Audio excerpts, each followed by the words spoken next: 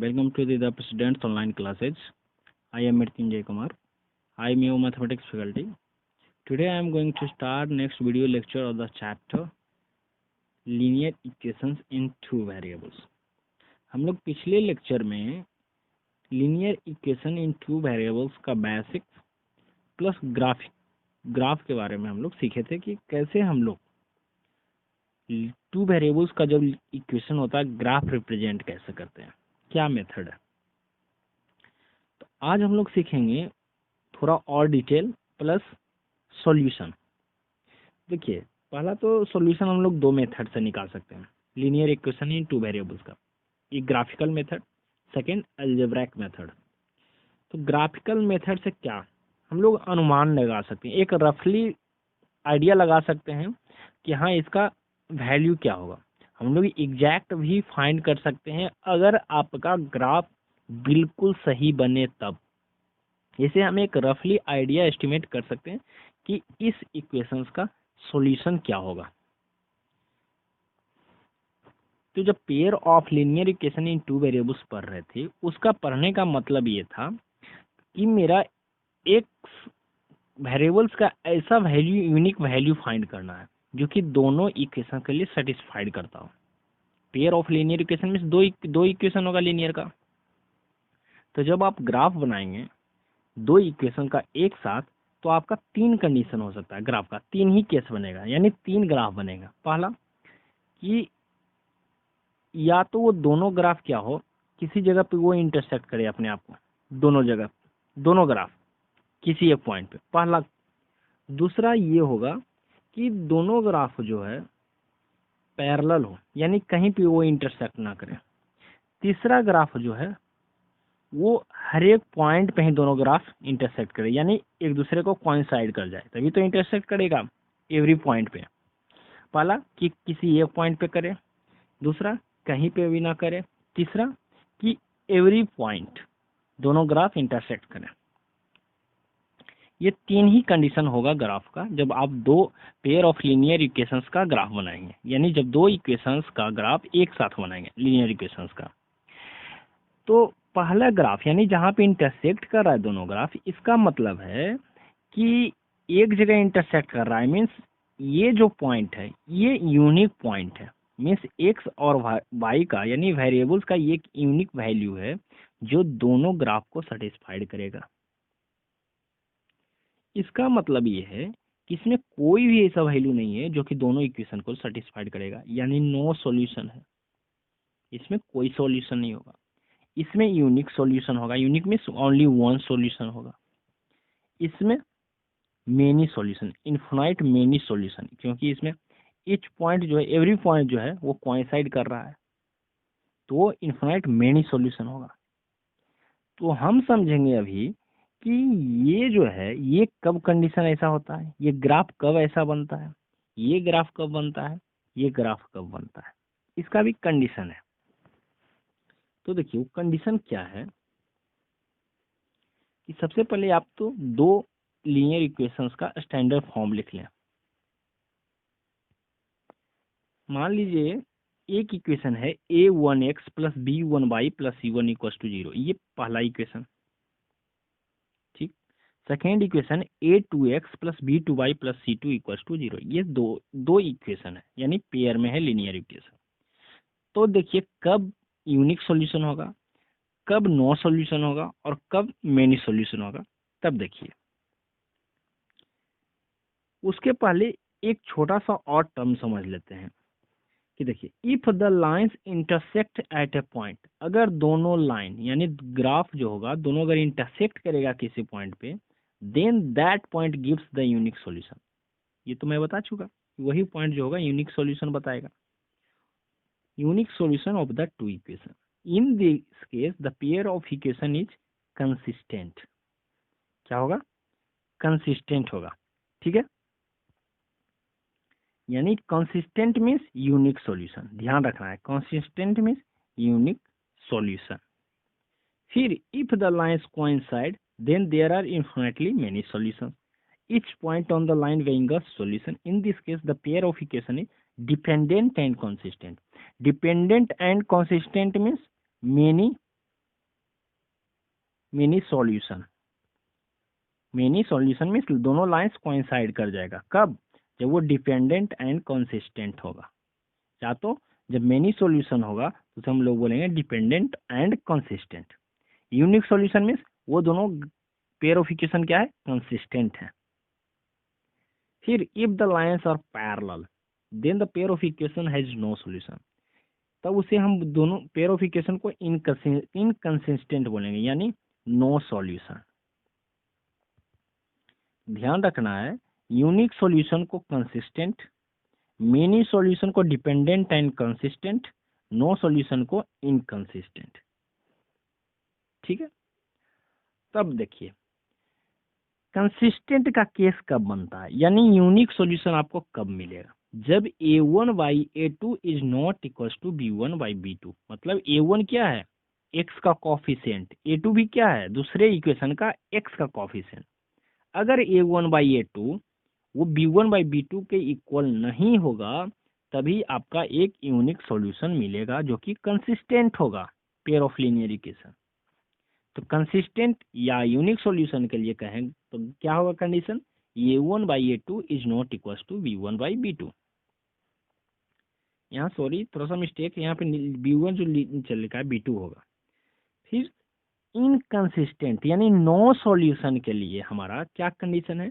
a1 by a2 is equal to b1 by b2 but not equal to c1 by c2। ये इसमें graph क्या होगा? Parallel हो जाएगा।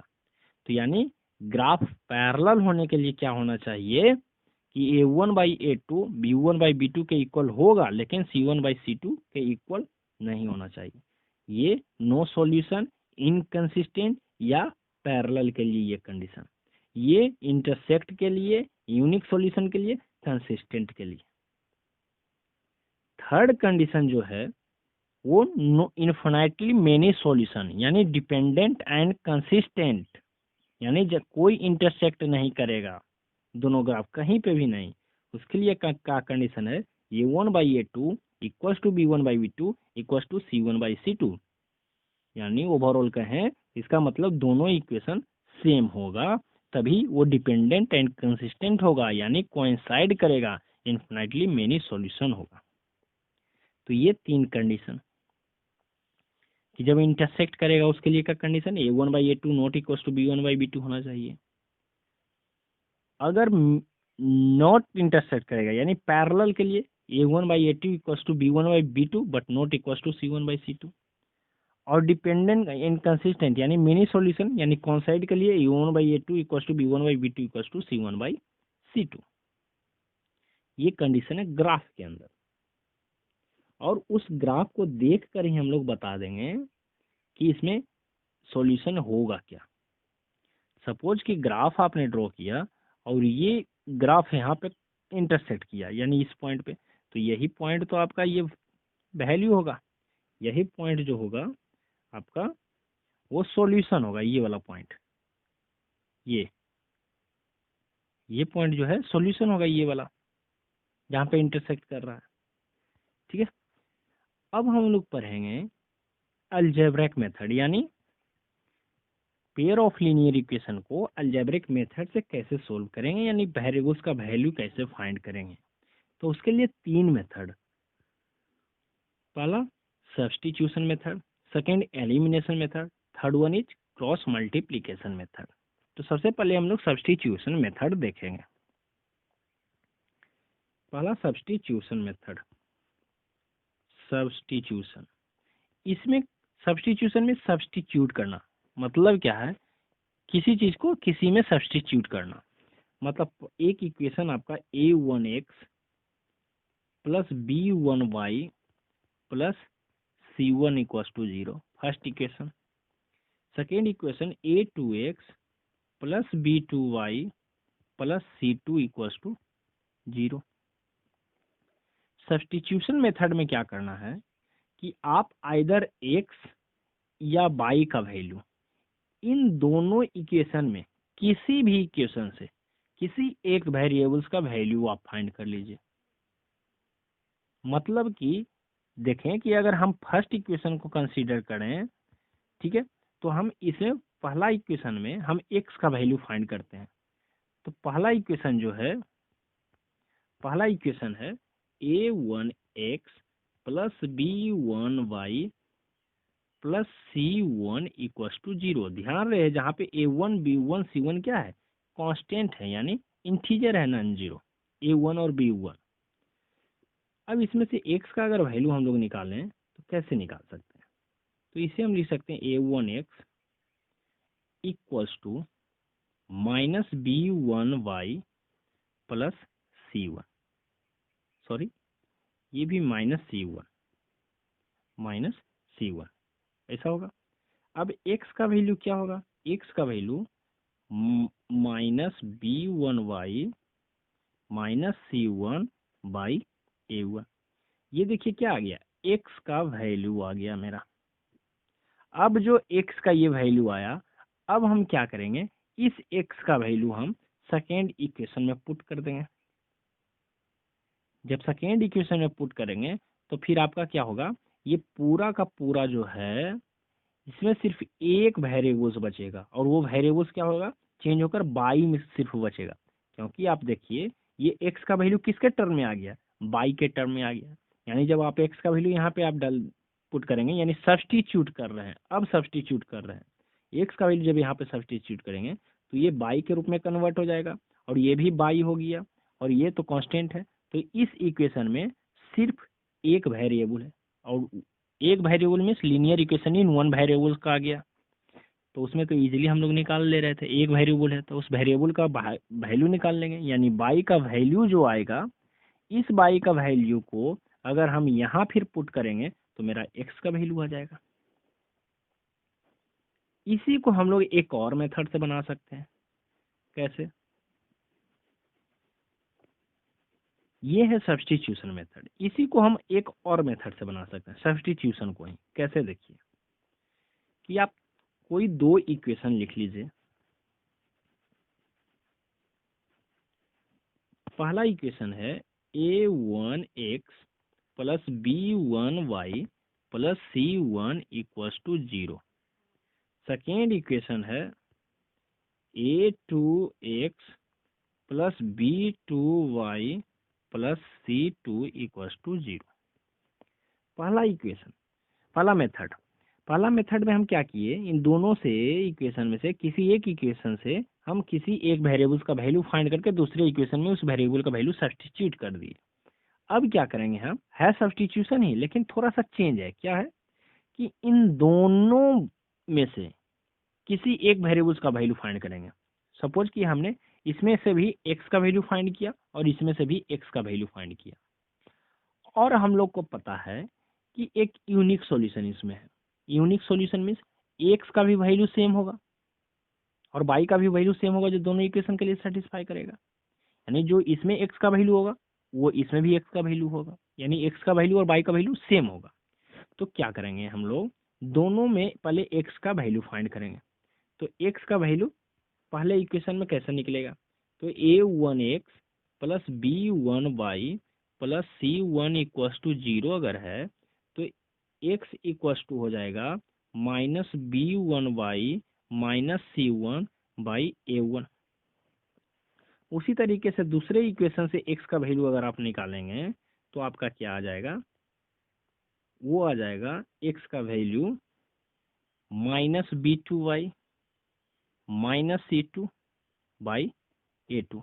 और ये दोनों x तो सेम होगा, तो यानी हम इक्वल्स में यहाँ लिख दें ऐसा करके कि minus b2y minus c2 by a2। तो ये जब इक्वल हम कर दिए तो मेरा क्या आ गया, यहाँ पे, सॉरी ये a1 होगा, ये a1 ये हो गया। अब ये दोनों जब हम इक्वल कर दिए तो अब इसे क्या होगा, देखिए हमारा बाई बाई वाला जो टर्म होगा वो आकर इसमें इक्वेट हो रहा है। इट मीन्स इसमें सिर्फ एक वेरिएबल बचेगा, और जब एक वेरिएबल बचेगा लास्ट तो उसे हम लोग वैल्यू फाइंड कर लेंगे, और ये जो वैल्यू आएगा बाई का उसमें हम पुट कर देंगे तो वो एक्स का भी वैल्यू फाइंड हो जाएगा। ये तरीका है सब्स्टिट्यूशन मेथड का, कि किसी एक वेरिएबल्स का वैल्यू फाइंड करके दूसरे में सब्स्टिट्यूट कर दीजिए। सेकेंड जो हमारा है एलिमिनेशन मेथड, ये सबको आता होगा।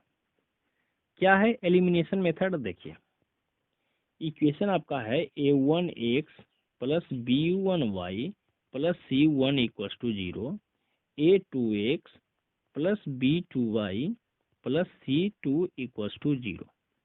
एलिमिनेशन मेथड मतलब किसी एक वेरिएबल्स को एलिमिनेट करना है। एलिमिनेट कैसे करेंगे? तो देखिए a1 a2 ये मान लीजिए कि ये वाला टर्म इक्वल नहीं है, तो जो कोई भी वेरिएबल्स वाला पार्ट में कोई भी एक, इन तीनों, देखिए ये दोनों ग्राफ में जो है, दोनों इक्वेशन में जो है 3 टर्म है, एक एक्स का एक्स वाला, वाई वाला और एक कांस्टेंट। इन तीनों में से कोई भी एक जो है उसको इक्वल कर दीजिए, दोनों इक्वेशन में, दोनों में इक्वल कर दीजिए मल्टीप्लिकेशन करके या डिवीजन करके। तो जब आप मल्टीप्लिकेशन करके कोई भी इन तीनों में से एक इक्वल कर देंगे, फिर आपको क्या करना होगा इसमें सब्ट्रैक्ट, और जब सब्ट्रैक्ट करेंगे तो जो इक्वल वाला पार्ट होगा वो सब्ट्रैक्ट होकर कैंसिल हो जाएगा, तो आपको सिर्फ एक वेरिएबल्स बचेगा। जब एक वेरिएबल्स बचेगा तो आप इजीली उससे वैल्यू फाइंड कर लेंगे। मतलब कि अगर मान लीजिए आप सपोज दैट कि आप एक्स वाला टर्म को इक्वल कर दिए, तो जब आप सब्ट्रैक्ट करेंगे तो ये वाला टर्म कैंसिल आउट हो जाएगा, बाकी बचेगा क्या, बाई b1 माइनस b2 और इक्वल्स टू ये हो जाएगा माइनस c1 माइनस c2। तो बाई का वैल्यू क्या हो जाएगा, minus c1 minus c2 by b1 minus b2, एक वेरिएबल्स के रूप में बचेगा। कब? जब एलिमिनेट कर देंगे आप इक्वल करके। तो इसमें मोटो क्या है, वैल्यू फाइंड करने के लिए एलिमिनेट करना है, एलिमिनेट किसी भी एक वेरिएबल्स को एलिमिनेट करना है इक्वल करके, आइदर वो एक्स या बाई को।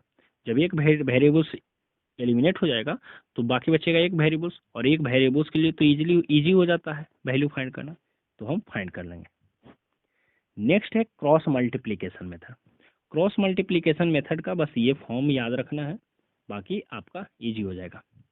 X y b1 c2 minus b2 c1 by by c1 a2 minus c2 a1 equals to 1 by a1 b2 minus a2 b1। तो आपका इस फॉर्म में आपका वैल्यू आ जाएगा, एक्स बाई समथिंग आएगा, एक्स बाई मान लीजिए, हम अभी के लिए मान लेते हैं एक्स बाई 2 आ गया, बाई बाई नीचे आ गया 3 आ गया, इक्वल्स टू ये वाला क्या है, ये तो पूरा का पूरा कांस्टेंट टर्म आ जाएगा। कांस्टेंट टर्म मान लीजिए ये आ जाएगा 2/3 आ गया, 2/3 आ गया। अब एक्स और बाई का वैल्यू इसमें कैसे निकालेंगे? तो पहले हम एक्स वाला को इसके साथ इक्वेट करेंगे, फिर बाई को इसके साथ इक्वेट करेंगे। इक्वेट मतलब x/2 इक्वल्स टू 2/3 पहले करेंगे, तो आ जाएगा एक्स का वैल्यू 4/3 आ जाएगा इससे, फिर बाई/3 इक्वल्स टू 2/3 करके इक्वेट करेंगे, तो आ जाएगा बाई का वैल्यू 2 आ जाएगा इससे। तो ये ठीक है, तो ये हो गया क्रॉस मल्टीप्लिकेशन। क्रॉस मल्टीप्लिकेशन बस ये फॉर्म याद रखना है क्रॉस मल्टीप्लिकेशन का, कि x by 1 b1 c1 a1 b1, ये b2 c2 a2 b2, बाकी क्रॉस मल्टीप्लाइड करके एक्स बाई, देखिए b1 c2 मल्टीप्लिकेशन हुआ, ध्यान रहे माइनस b2 c1, तो एक्स बाई उसको इक्वल करना किसके साथ है, फिर by by c1 a2 minus a1 c2, ठीक है, ये हो गया। फिर है equals to 1, equals to 1 by नीचे क्या होगा a1 b2 minus a2 b1, और ये जो 1y वाला टर्म है ये हमेशा कांस्टेंट आएगा, तो आप इजी इक्वेट करके आप एक्स और वाई का वैल्यू फाइंड कर लेंगे। ये क्रॉस मल्टीप्लिकेशन मेथड है। ठीक है, तो आज यही पढ़ना था हम लोग को, 3 मेथड और ग्राफिकल रिप्रेजेंटेशन क्या कंडीशन होता है कब। तो आपका ये चैप्टर खत्म हो गया आज। नेक्स्ट वीडियो में हम लोग न्यू चैप्टर स्टार्ट करेंगे। ठीक है, थैंक यू।